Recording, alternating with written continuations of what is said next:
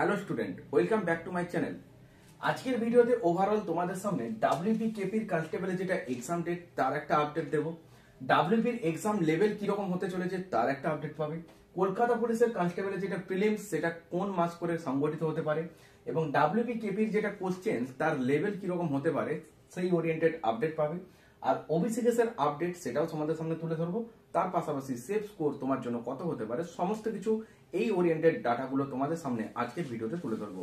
তাই কোন রকম ভিডিওটা স্কিপ না করে পুরো ভিডিওটা দেখার অনুরোধ রইল। চ্যানেলে নতুন দর্শক হয়ে থাকলে চ্যানেলটাকে সাবস্ক্রাইব করে পাশে বেল অন করে নোটিফিকেশন অন করো, যাতে করে পরবর্তী ক্লাসগুলোর আপডেট এবং চাকরি সংক্রান্ত যাবতীয় নিত্য নতুন আপডেটের তথ্যাবলী খবর তোমার ফোনে খুব সহজে পৌঁছতে পারে। ডেসক্রিপশন বক্সে টেলিগ্রাম গ্রুপে লিংক দেওয়া রয়েছে, সরাসরি টেলিগ্রামে জয়েন করো, কারণ ক্লাস ওরিয়েন্টেড সমস্ত কিছু আপডেট কিন্তু টেলিগ্রামে প্রোভাইড করা হয়। তো কেপি কনস্টেবলের প্রিলিমসের যে এক্সাম ডেট এটা কিন্তু পিআরবি থেকে এখনো কোনো অফিসিয়ালি ওয়েবসাইটে দেওয়া হয়নি, কিন্তু কলকাতা পুলিশের কনস্টেবলের যে এক্সামটা কন্ডাক্ট হবে সেটা অ্যাপ্রক্স কোন মাস করে হতে পারে সেটা তোমাদের সামনে তুলে ধরি।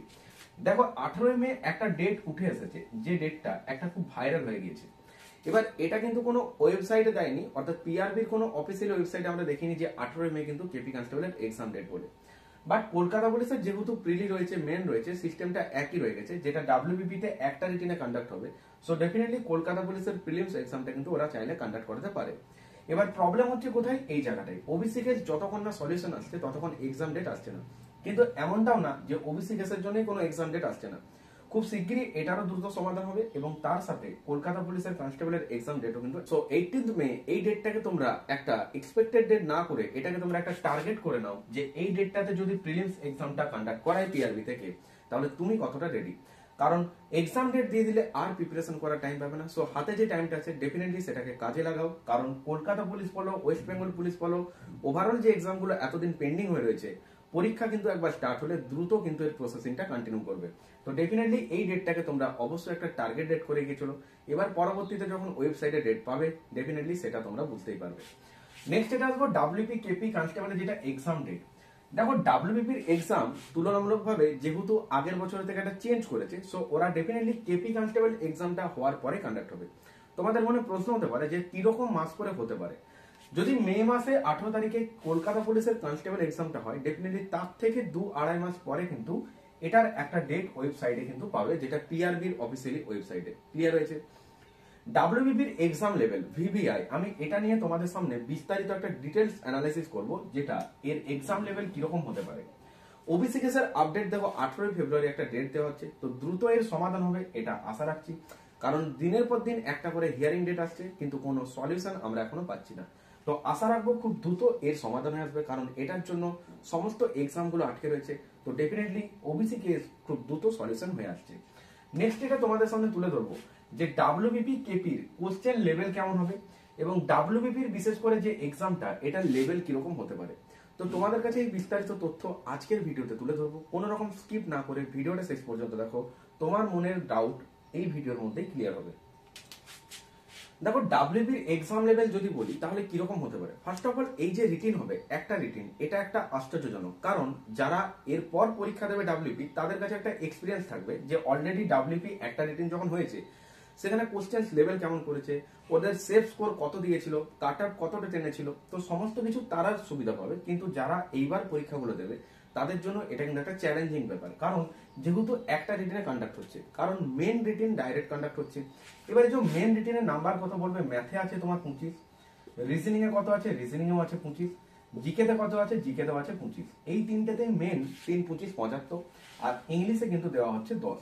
তাহলে ওভারঅল তোমার এই 85 নাম্বারে যেটা মেন রিটিন এটার উপরেই কন্ডাক্ট হবে এবং এই নাম্বারটা কিন্তু অ্যাড হবে, আর ইন্টারভিউ এর 15 ওটা দুটো অ্যাড হয়ে আউট অফ 100 কিন্তু একটা ফাইনাল মেরিট লিস্ট তৈরি করা হবে। বোঝা গেছে? এবারে এক্সাম লেভেলটা কিরকম হতে পারে। দেখো যেহেতু রিটিন একটা, এখানে একটা রিটিন কোয়ালিফাইং করার পর ডাইরেক্ট পিএমটি পিইটি তে আসার সুযোগ পাচ্ছ। তাহলে এই যে মেন রিটিনটা কমপ্লিট করছো এটার পর ডাইরেক্ট তুমি আসার সুযোগ পাচ্ছ, যেটা হচ্ছে পিএমটি পিইটি তে। এবার পিএমটি পিইটি তে এটা যে খুব টাফ এমনটা কিন্তু না, যারা ঠিকঠাক রেগুলার প্র্যাকটিস করছে তাদের কাছে এটা খুবই ইজি, কিন্তু যারা প্র্যাকটিস করবে না এটাই তাদের কাছে কঠিন। কারণ 6 মিনিট 30 সেকেন্ডে তোমাকে 1600 মিটার রান দিতে হবে। এবার এটা অনেকে 6 মিনিটে নামাবে, কেউ 5.5 মিনিটে দেবে, কিন্তু যারা ঠিকঠাক প্র্যাকটিস করবে না তারা 7 মিনিট 7.5 মিনিট হয়তো ওই দিনেও টাইম লেগে যাবে। তো ডেফিনেটলি এখন থেকে এটার উপর জোর দেবে, কারণ রিটেন কমপ্লিট করার পর গ্রাউন্ডের জন্য তুমি কিন্তু খুব বেশি টাইম পাবে না।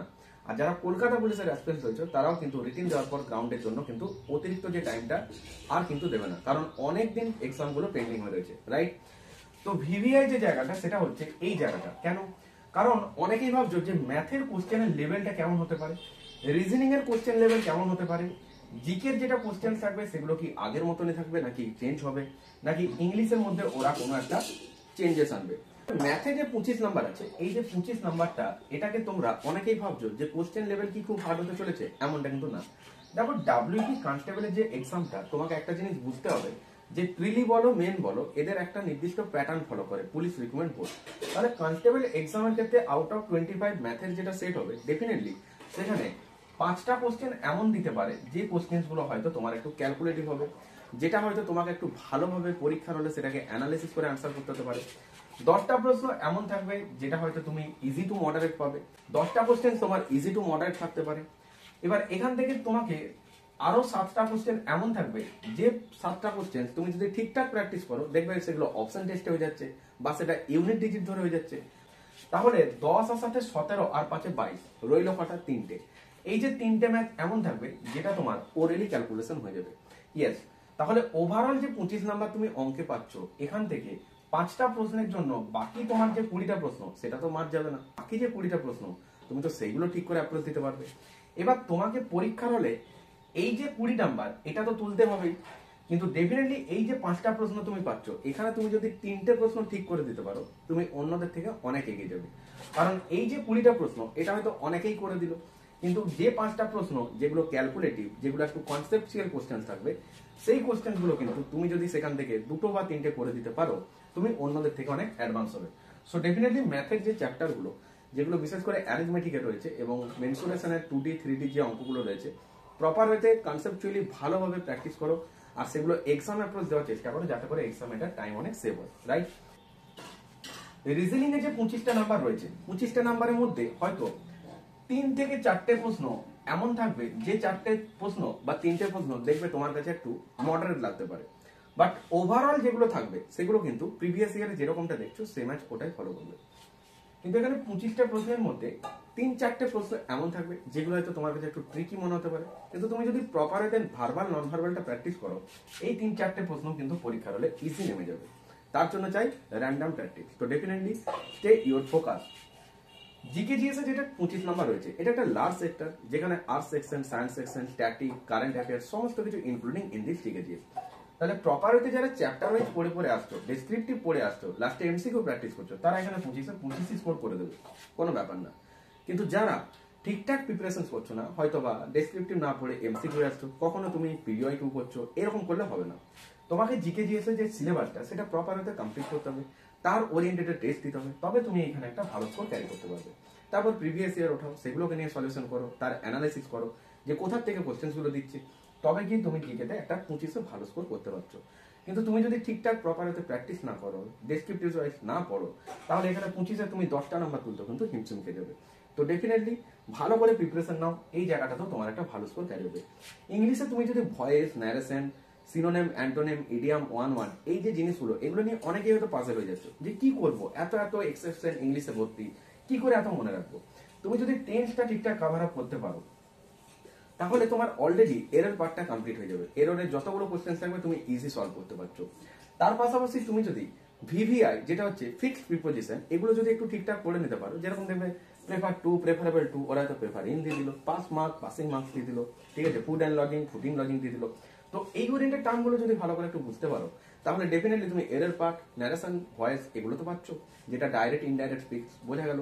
তাহলে এইভাবে তোমাকে আইডেন্টিফাই করতে হবে। যেরকম অনেক সময় এরর পার্টে তোমরা কি করো, তোমরা খালি ভাবো যে আমাদের টেন্সে কোথায় ভুল দিয়েছে, গ্রামাটিক্যাল কোথায় এরর দিয়েছে, কিন্তু তোমাকে এটাও দেখতে হবে যে সেখানে কি কোথাও স্পেলিং কি মিস্টেক দিয়েছে। এরর পার্টের মধ্যে ভুল খুঁজতে হবে। এবার অনেকেই কি করে গ্রামাটিক্যাল এরর খুঁজতে বসে যায়, কিন্তু তোমাকে দেখতে হবে ভালো করে যে যদি সেখানে এরর না থাকে তাহলে নো এরর হবে। যেরকম সুপিরিয়র টু, জুনিয়র টু, বুঝতে পারলে, একবার মেন্সে দিয়েছিল। এবার তোমাকে দেখতে হবে যে রেস্টুরেন্ট বানানটা হয়তো ওখানে ইনক্লুড হয়েছে, যেটা বানানটাই ভুল আছে, তখন তোমার ওটা উত্তর হবে। ক্লিয়ার? এই তো তোমাকে স্পেলিং এরর এগুলো একটু ভালো করে দেখতে হচ্ছে। ডেফিনেটলি তুমি এখানে একটা এভারেজ সেকশনে ভালো স্কোর করতে পারবে। ক্লিয়ার হয়েছে? তাহলে এইভাবে তুমি যদি প্র্যাকটিস করো, তোমার স্কোর যেটা হবে তার ধারে কাছে কাট অফ পর্যন্ত যাবে না। তো তোমার জন্য সেফ স্কোর আমি যদি বলি, ডেফিনেটলি আমার তার ভিডিও রয়েছে, তুমি ভিডিও সেকশনে যাও, সেখানে সেফ স্কোর, টার্গেট স্কোর, এই ওরিয়েন্টেড ভিডিও দেওয়া রয়েছে। যারা সেফ স্কোর নিয়ে চিন্তিত, ডেফিনেটলি ভিডিওগুলো দেখে নিও। আর এখান থেকে যেটা আমি বলতে চাইবো, যে তুমি যে স্কোরটা এখান থেকে ক্যারি করবে আউট অফ 85, সেটা কিন্তু ডেফিনেটলি তোমার কাট অফের থেকে অনেক বেশি থাকবে। কিন্তু প্রথম থেকে যদি মেন্টালিটি এমনটা হয়ে থাকে যে আমাকে 60 পেতেই হবে, এমন মেন্টালিটি নিয়ে পরীক্ষা কিন্তু দিলে তুমি ওই রকম রেঞ্জেই একটা স্কোর করে আসবে। কিন্তু তোমাকে প্রথম থেকে টার্গেট রাখতে হবে এই জায়গাটাতে, কারণ পরীক্ষাটা 85 নম্বরের। টার্গেট যদি 85 থাকে, তুমি ডেফিনেটলি 85 ধারে একটা স্কোর করবে, তুমি ডেফিনেটলি 85 আশেপাশে একটা স্কোর ক্যারি করবে। কিন্তু যারা এই মেন্টালিটি নিয়ে পরীক্ষার হলে যাচ্ছ যে আমাকে 55 থেকে 60 পেতেই হবে, আমাকে 62 থেকে 65 পেতেই হবে, তারা কিন্তু পরীক্ষাতে ওই রকম স্কোর ক্যারি করে আসবে। তো ডেফিনেটলি তোমাকে টার্গেট রাখতে হবে যে পরীক্ষাটা দিতে যাচ্ছ সেটা ফুল মার্কস কত না 85, তাহলে আমাকে 85 স্কোরটাকে টার্গেট করতে হবে। তো মন দিয়ে পড়াশোনা করো, ডেফিনেটলি লাইভ সেশনে যে জিকে ক্লাসগুলো রয়েছে সেগুলো করতে পারো, একটা খুব সুন্দর তোমার কুইক রিভিশন হয়ে যাবে। আর তাছাড়া non stop rapid fire GK class যেগুলো দেওয়া রয়েছে সেগুলো মিস করো না, কারণ সেগুলোতে প্রপার হতে লিঙ্ক আপ করে ক্লাসগুলো করানো হয়েছে। তো ডেফিনেটলি খাতায় নোট করো এবং তোমার পরীক্ষাতে অনেক অনেক উপকারিতা পাবে। ম্যাথের জন্য চ্যাপ্টার ওয়াইজ ক্লাস আনা হয়েছে, যেখানে ফার্স্ট যে ক্লাসটা দেওয়া হয়েছে সেটা দেখবেন নাম্বার সিস্টেম থেকে দেওয়া হয়েছে। তো নাম্বার সিস্টেমের এক্সাম অ্যাপ্রোচ কিভাবে দেবে, নাম্বার সিস্টেমের ইজি ট্রিক্স কিভাবে অ্যাপ্লাই করবে, তার ওরিয়েন্টেড এক্সাম অ্যাপ্রোচ কি হবে, কিভাবে অপশন করো। তো ডেফিনেটলি তোমরা ম্যাথের যেটা ক্লাস 1 দেওয়া রয়েছে, যেটা হচ্ছে আমার নাম্বার সিস্টেমের ক্লাসটা কমপ্লিট করো। দেখবে তুমি সেখান থেকে বুঝতে পারবে যে যে অঙ্কগুলোকে দেখে তুমি এত ভয় পেতে, সেই অঙ্কগুলোই কিন্তু কত ইজি অঙ্ক। তো পার্ট 2 খুব শীঘ্রই আসতে চলেছে। এছাড়া ক্র্যাকের সেট 7 পর্যন্ত ম্যাথ রিজনিং কমপ্লিট সলিউশন তোমরা আমার প্লেলিস্ট সেকশনে পেয়ে যাচ্ছ। কলকাতা পুলিশ 2024 যেটা লীলা রয় ক্র্যাকের যে প্র্যাকটিস বুক, তার সমাধান সেট 8 খুব দ্রুত আসতে চলেছে। এছাড়া আমরা লাইভ সেশনে জিকে ক্লাসগুলো ডিসকাস করব। তো লাইভ সেশনে নোটিফিকেশন পাওয়ার জন্য ডেফিনেটলি সাবস্ক্রাইব করে বেল অন করে নোটিফিকেশন অন করো, কারণ দুপুর 3টে লাইভ সেশনে জুড়তে ভুলো না। আর যারা টেলিগ্রামে জয়েন হয়নি, ডেফিনেটলি ডেসক্রিপশন বক্সে টেলিগ্রাম গ্রুপে লিঙ্ক দেওয়া রয়েছে, টেলিগ্রামে জয়েন হয়ে নিও, কারণ ক্লাস ওরিয়েন্টেড সমস্ত কিছু আপডেট টেলিগ্রামে প্রোভাইড করা হয়। এছাড়া তোমাদের জন্য গুরুত্বপূর্ণ একটা কথা যেটা আমি এবার বলতে চাইছি, দেখো রেলওয়ে চ্যালেঞ্জারে যারা রয়েছে, এখান থেকে তোমরা ডাব্লিউপি কেপি ছাড়াও অন্যান্য যে সমস্ত এক্সামগুলো সেগুলোরও কিন্তু তোমরা একটা দুর্দান্ত প্রিপারেশন করতে পারবে। ম্যাথামেটিক্স, রিজনিং, জিকে, এছাড়া ইংলিশটাও প্রোভাইড করা হবে। আর ডাব্লিউবিপি অনলাইন স্টাডি এই চ্যানেলের লিঙ্ক তোমরা ডেসক্রিপশন বক্সে পেয়ে যাবে। এটা হচ্ছে special for WP and KP এক্সামের জন্য। তো যারা ডাব্লিউপি কেপি এক্সপিরিয়েন্স রয়েছে, ডেফিনেটলি তারা ডাব্লিউপি অনলাইন স্টাডি এই ইউটিউব চ্যানেলটাকে সাবস্ক্রাইব করে নিও। ডেসক্রিপশনে এই চ্যানেলের লিঙ্ক দেওয়া রয়েছে। তো এখান থেকে কমপ্লিট তোমাদের ম্যাথ, রিজনিং, জিকে পুরো কমপ্লিট করানো হবে, তার ওরিয়েন্টেড টেস্ট, এবং টেলিগ্রাম গ্রুপে জয়েন হয়ে নিও, কারণ সমস্ত কিছু মক টেস্ট, কোশ্চেন, কুইজ আমরা কিন্তু টেলিগ্রামে প্রোভাইড করব। এবং ক্লাস ওরিয়েন্টেড আপডেট পাওয়ার জন্য টেলিগ্রামে জয়েন থাকতেই হবে। আর ডেফিনেটলি রেলওয়ে চ্যালেঞ্জার থেকে তোমরা যেরকম ম্যাথ, রিজনিং, জিকে, এছাড়া আমাদের যে সমস্ত প্র্যাকটিস সেটের যে সমস্ত সলিউশনগুলো হচ্ছে সমস্ত কিছু এখান থেকে পাবে। আপকামিং রেলওয়ে এক্সামগুলোকে টার্গেট করে ম্যাথ, রিজনিং, জিকে খুব শীঘ্রই তোমরা ক্লাস পেতে চলেছো। আর ম্যাথের যেটা ক্লাস 1 স্টার্ট হয়েছে, এইভাবে আমরা কন্টিনিউ পুরো চ্যাপ্টার ওয়াইজ ক্লাসগুলো করব। খুব শীঘ্রই তোমরা পার্ট 2 এর ক্লাস পেতে চলেছো নাম্বার সিস্টেমে। আমরা পুরো ম্যাথসের চ্যাপ্টারটা কমপ্লিট করব। দ্রুত আসতে চলেছে রিজনিং এর ক্লাস 1, এবং রিজনিংটাও নন ভার্বালগুলোকে পুরো কমপ্লিট করা হবে। জিকে জিএস এর যেটা non stop rapid fire GK, যেটা কুইক রিভিশন ক্লাসটা ক্লাস 1 দেওয়া হয়েছে, খুব শীঘ্রই তোমরা ক্লাস 2 পেতে চলেছো। তো আমরা এইভাবে প্রপার ওয়েতে আপকামিং এক্সামগুলোকে টার্গেট করে তোমাদের কাছে ক্লাসগুলো এইভাবেই প্রোভাইড করবো। তো ডেফিনেটলি ক্লাসের নোটিফিকেশন পাওয়ার জন্য চ্যানেল সাবস্ক্রাইব করে বেল অন করে নোটিফিকেশন অন করো। আর সরাসরি টেলিগ্রামে জয়েন, ক্লাস ওরিয়েন্টেড সমস্ত কিছু আপডেট তোমরা টেলিগ্রাম থেকেই পেয়ে যাবে, রাইট।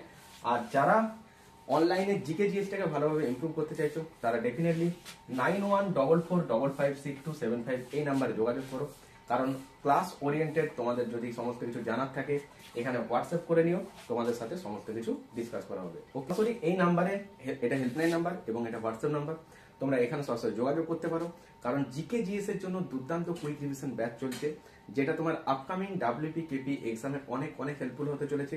আর তাছাড়া যারা ম্যাথে উইক রয়েছে, ম্যাথে হয়তো একটা ভালো স্কোর ক্যারি করতে পারছো না, খুব সামান্য একটা স্কোর ক্যারি হচ্ছে, কিন্তু তোমাকে আরো স্কোর ক্যারি করতে হবে পরীক্ষায় সফলতা পাওয়ার জন্য।